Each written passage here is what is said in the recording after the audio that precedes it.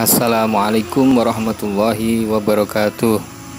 Bismillah, alhamdulillah, Allahumma salli wa sallim ala sayyidina Muhammad.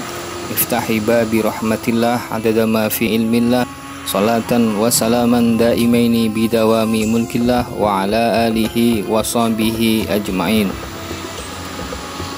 Hari ini kita berada di Desa Pucangrejo, Kecamatan Sawahan, Kabupaten Madiun, Jawa Timur.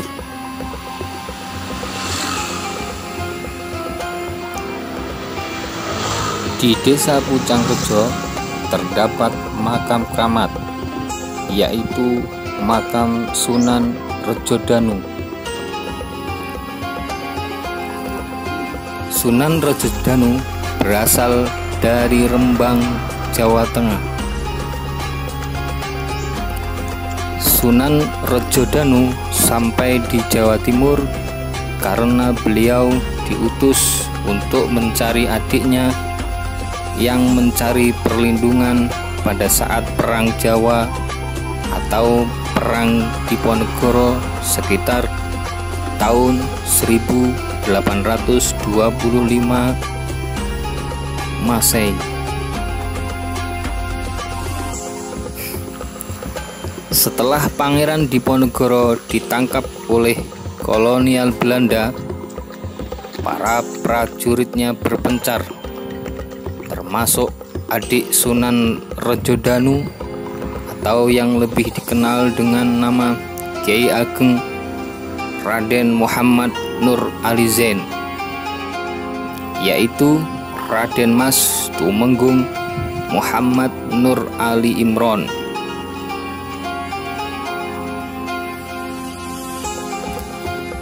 Muhammad Nur Alizain atau Sunan Rejodanu mendapatkan informasi bahwa adiknya berada di Madiun, sehingga beliau mencari ke Madiun, yaitu di Melambangan Wungu.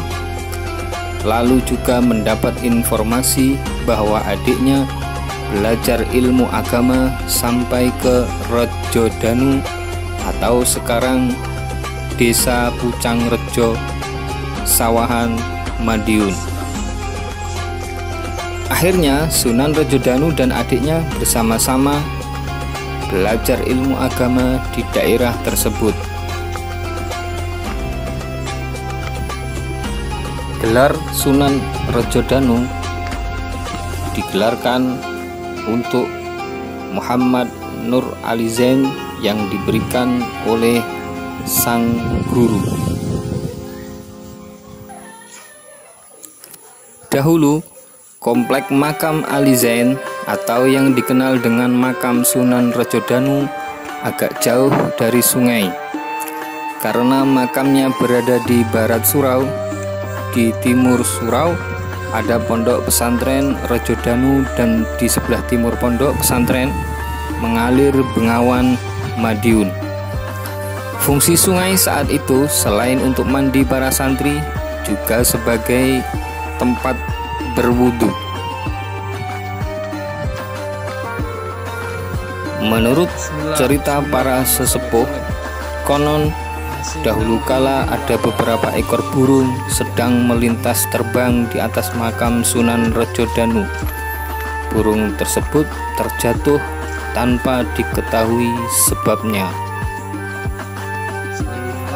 Kejadian tersebut terjadi berkali-kali dan disaksikan oleh para sesepuh yang sedang melewati makam atau yang sedang berziarah.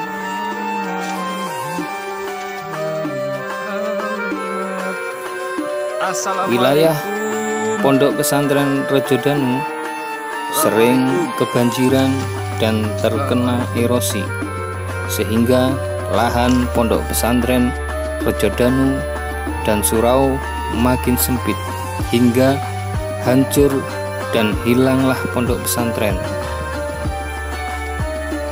Tak hanya itu, surau Rejodanu pun diterjang banjir. Kini yang tertinggal hanya makam Sunan Rejodanu, makam kerabatnya dan makam para keturunannya.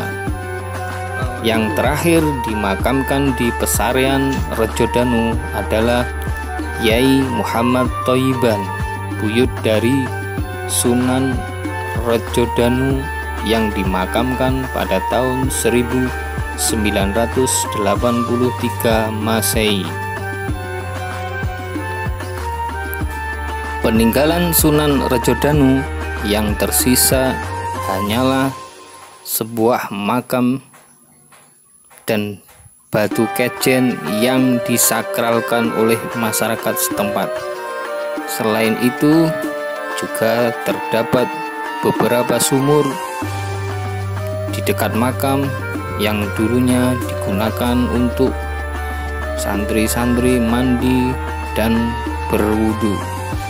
Sekarang sumur tersebut berada di aliran Sungai Bengawan Madiun.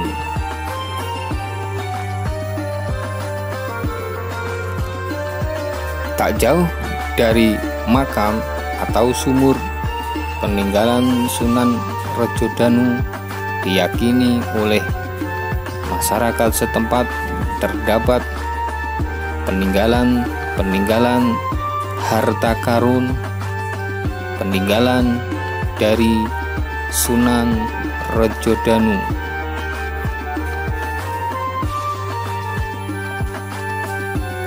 Banyak kisah yang menarik. Dahulu ada orang yang pernah menemukan sebuah kalung emas. Ketika kalung tersebut dibawa,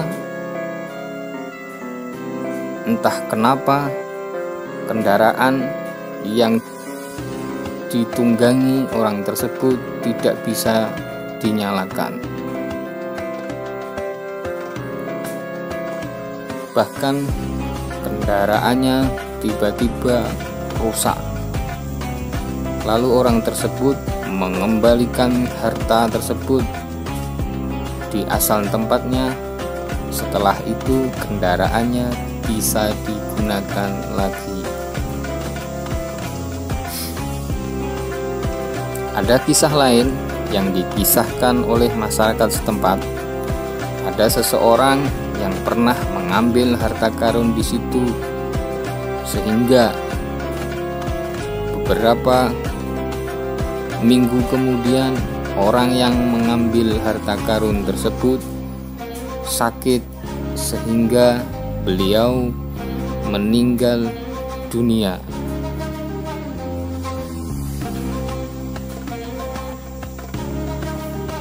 Saya sarankan bagi Anda yang tidak mempunyai ilmu spiritual yang tinggi, jangan sekali-kali mengambil harta karun tersebut, karena harta karun tersebut ditunggu oleh makhluk halus.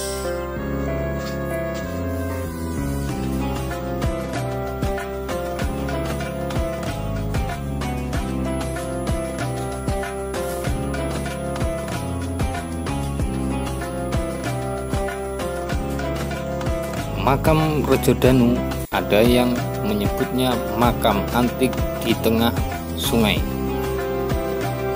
karena pada waktu banjir besar masih terlihat makamnya seperti pulau kecil berada di tengah.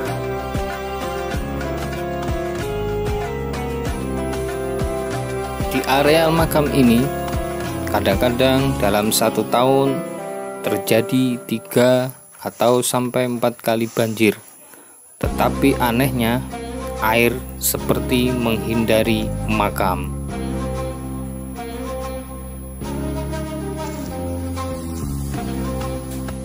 Menurut masyarakat, makam Sunan Rejodanu dijaga oleh puluhan ribu jin yang dulunya telah ditundukkan kemudian menjadi santri dari Sunan Rejodanu. Sebelum tahun 2000, dari makam Sunan Rejodanu terdengar suara gemuruh orang mengaji di siang hari sebelum duhur.